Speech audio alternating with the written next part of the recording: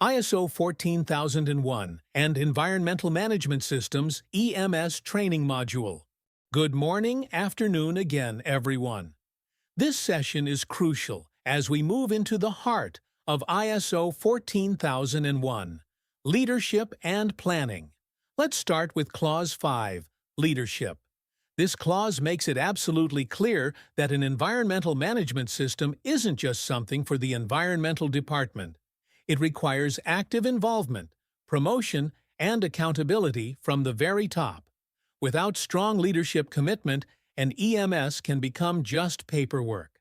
When top management is genuinely engaged, the EMS becomes integrated into the organization's core business, making it truly effective. Clause 5.1 specifically talks about leadership and commitment. This isn't just about signing off on documents. Top management has specific responsibilities. They need to take accountability for the EMS's effectiveness. If it's not working, the buck stops with them. They must ensure that the environmental policy and objectives are not just buzzwords, but are aligned with the company's overall strategic direction. They are responsible for making sure enough resources, whether it's money, people, or technology, are available. They need to actively communicate why effective environmental management is important and support everyone in contributing. And finally, they must promote and champion continual improvement. Why is this top management involvement so critical? Firstly, it drives culture. When the CEO or senior leaders prioritize environmental responsibility, it sends a clear message to everyone in the organization. Secondly, they control resource allocation. Without their buy-in, crucial financial, human, and technological resources simply won't be available for environmental initiatives. Thirdly, it ensures integration. The EMS won't just be an add-on, it will become part of the business strategy. They can remove barriers and resistance to change, fostering cross-functional cooperation. And lastly, their involvement adds credibility. Imagine if your CEO regularly reviews EMS performance reports, actively allocates budget for a new solar panel installation, and talks about environmental goals in all-hands meetings. That shows genuine commitment, far more than just having an environmental policy somewhere in a folder. This level of engagement is what truly makes an EMS successful. The second key element of leadership is the environmental policy, as required by Clause 5.2.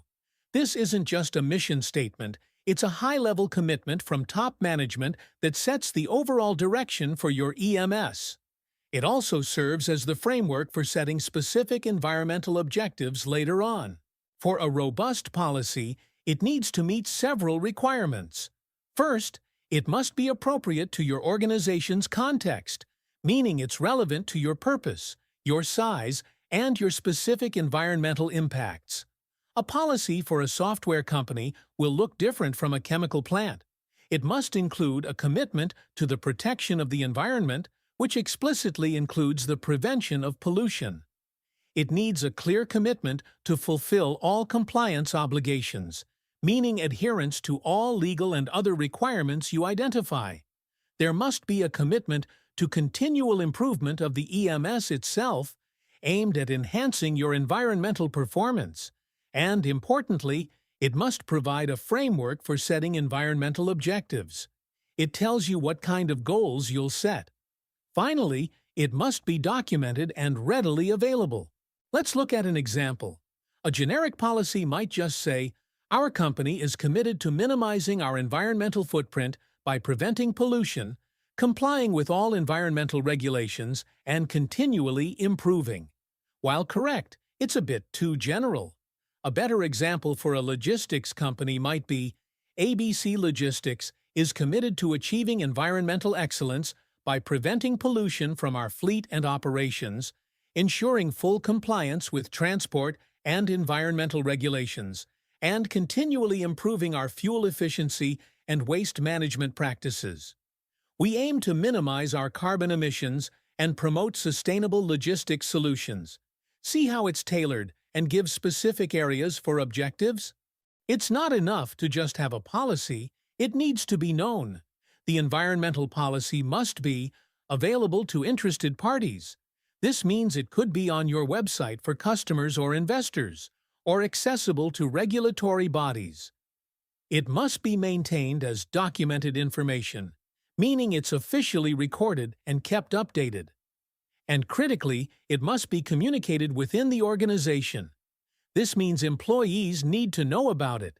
Think about displaying it on notice boards, publishing it on the company intranet, discussing it during new employee induction, and in regular training sessions.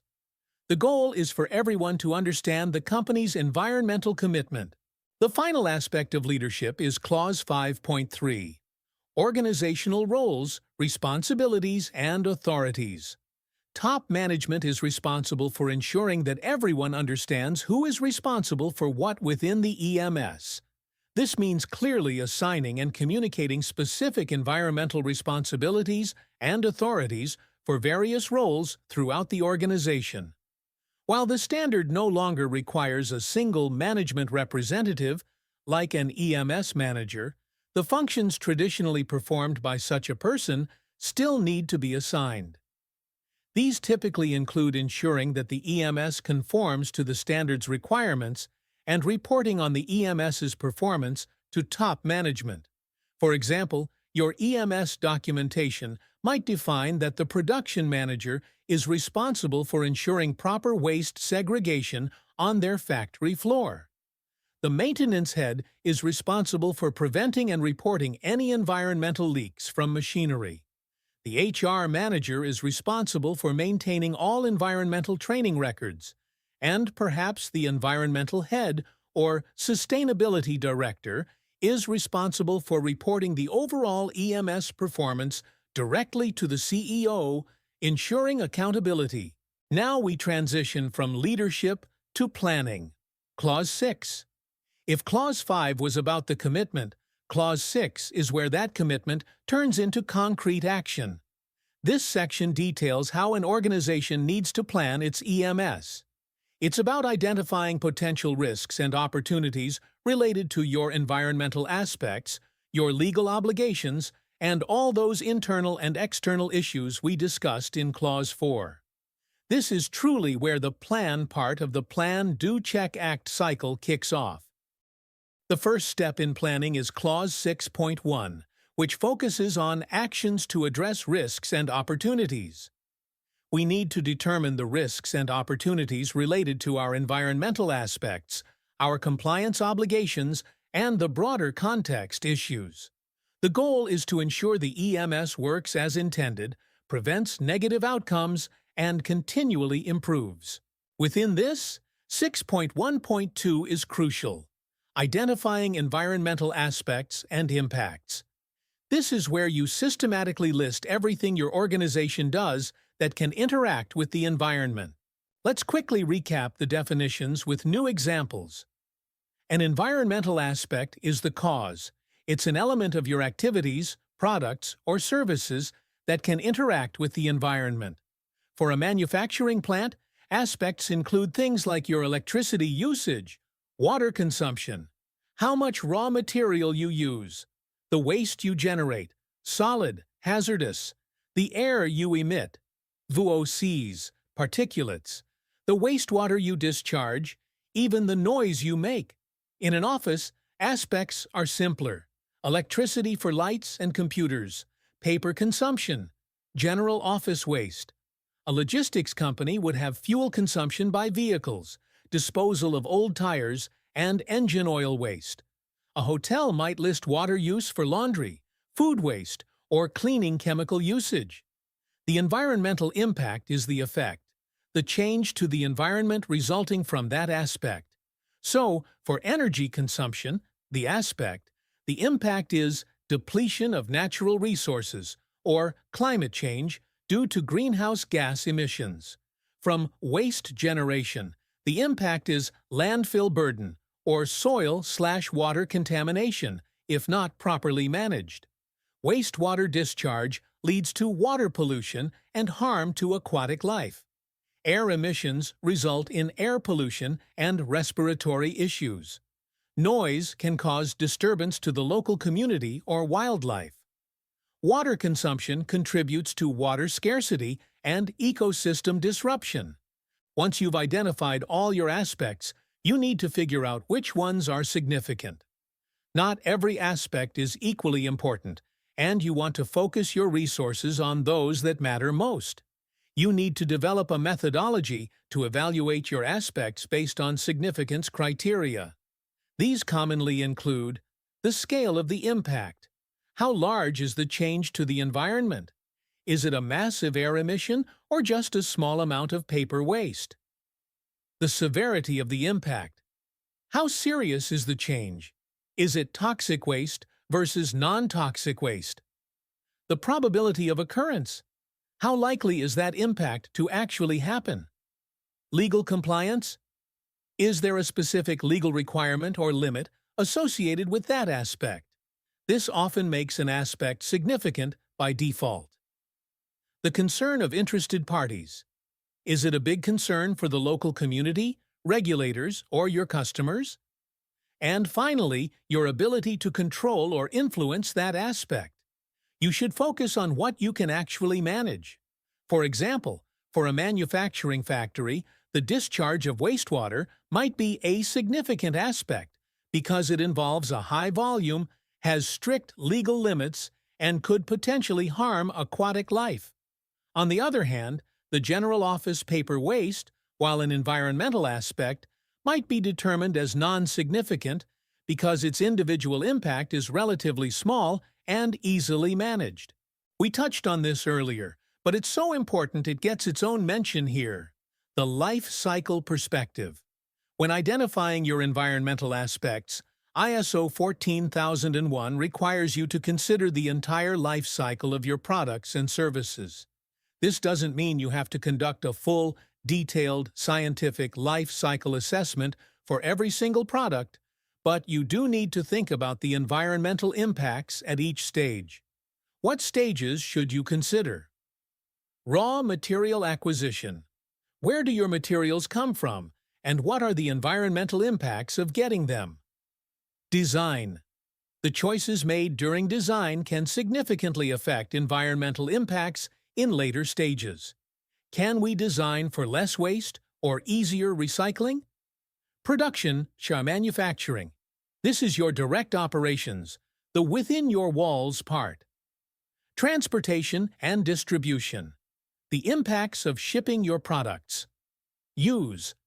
What are the environmental aspects when the consumer actually uses your product? Think about the energy consumption of an appliance or the water usage of a washing machine. End-of-life treatment. Moving on to Clause 6.1.3, which is about compliance obligations. This is non-negotiable. Your organization must identify all legal requirements and any other requirements that apply to your environmental aspects. These include legal requirements. Think about national laws, state regulations, local permits, licenses you hold, and even international treaties if they apply to your operations. Other requirements. These are things you voluntarily commit to, but are still binding once you've committed. This could be industry codes of practice, your own corporate policies, or agreements with interested parties like specific customer requirements for greener products, or community agreements regarding noise levels. How do you identify and access them? You can get them from government websites, subscribe to legal databases, consult environmental consultants, join industry associations, or use specialized legal update services. For other requirements, you'd look at your customer contracts or your internal corporate policies. You need a defined process for finding, documenting, and making these easily accessible. For instance, a textile dyeing unit needs to identify legal requirements like the Water Pollution Control Act, Air Pollution Act, and hazardous waste rules, as well as local municipal bylaws regarding wastewater discharge. For other requirements, they might need to follow the textile industry's code of conduct on chemical use, adhere to customer requirements for eco-friendly dyes, or abide by their internal corporate sustainability guidelines. It's not a one-time activity. Your identified compliance obligations must be kept up to date. Laws and regulations change, and your voluntary commitments might evolve.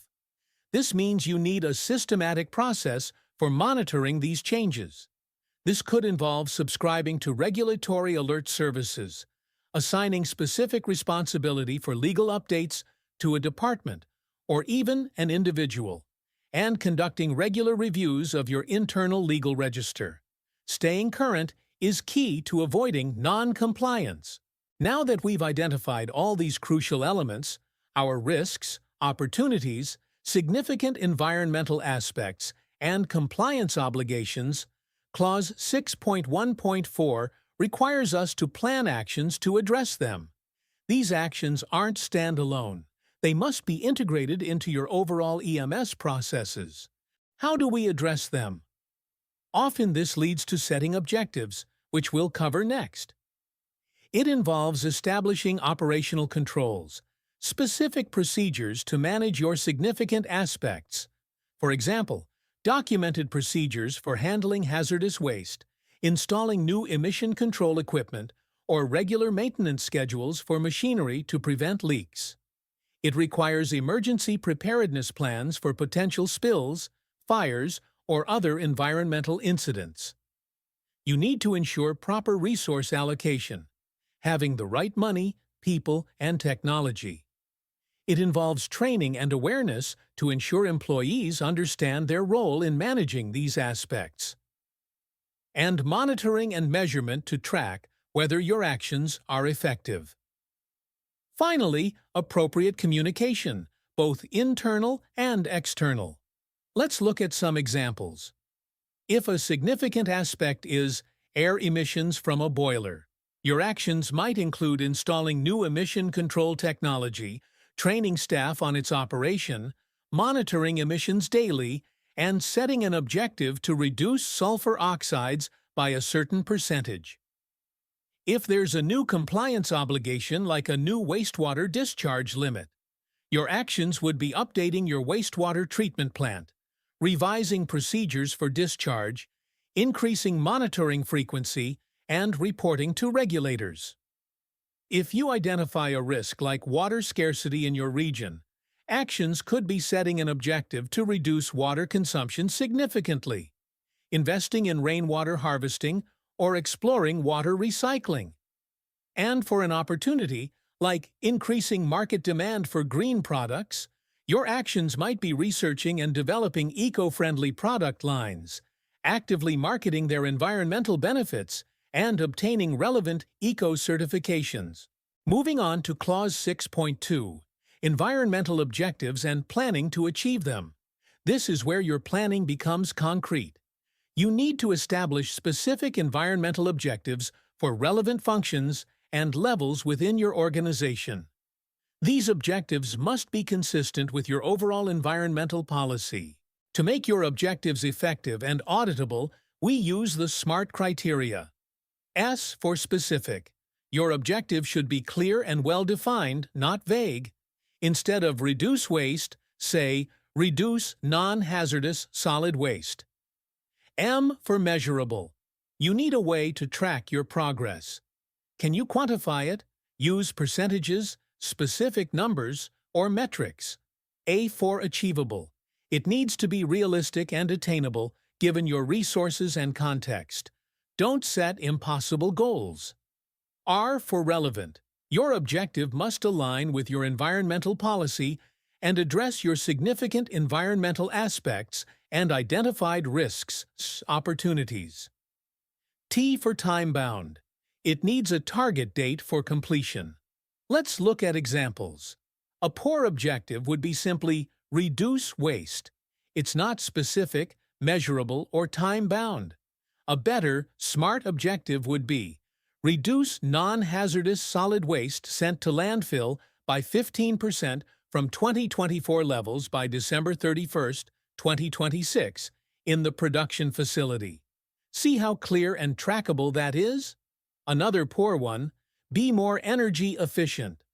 A SMART improvement decrease electricity consumption per unit of production by 10% by June 30th, 2027 through the installation of energy-efficient lighting and machinery upgrades. This tells you exactly what, how much, by when, and even a bit of the how.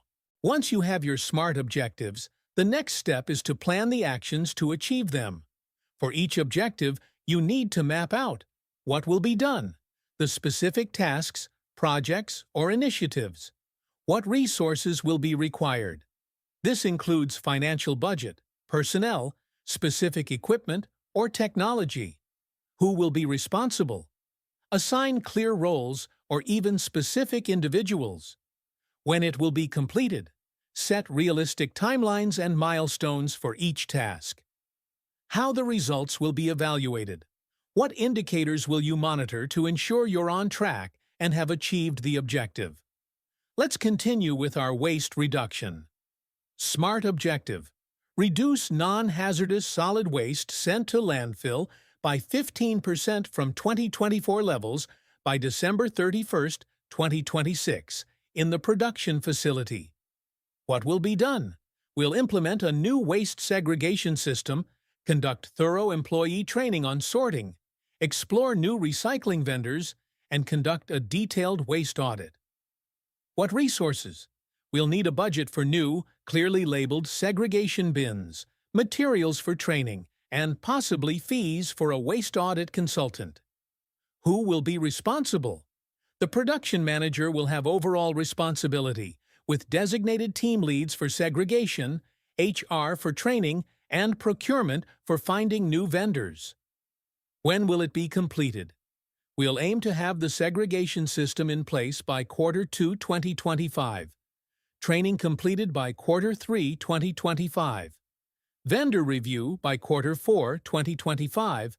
And the initial waste audit by Q1 2026. How will we evaluate the results? We'll track monthly waste reports showing tonnage sent to landfill, conduct internal audits of segregation practices, and perhaps even employee surveys to gauge awareness and participation. This comprehensive planning ensures that your objectives are not just targets, but actionable plans.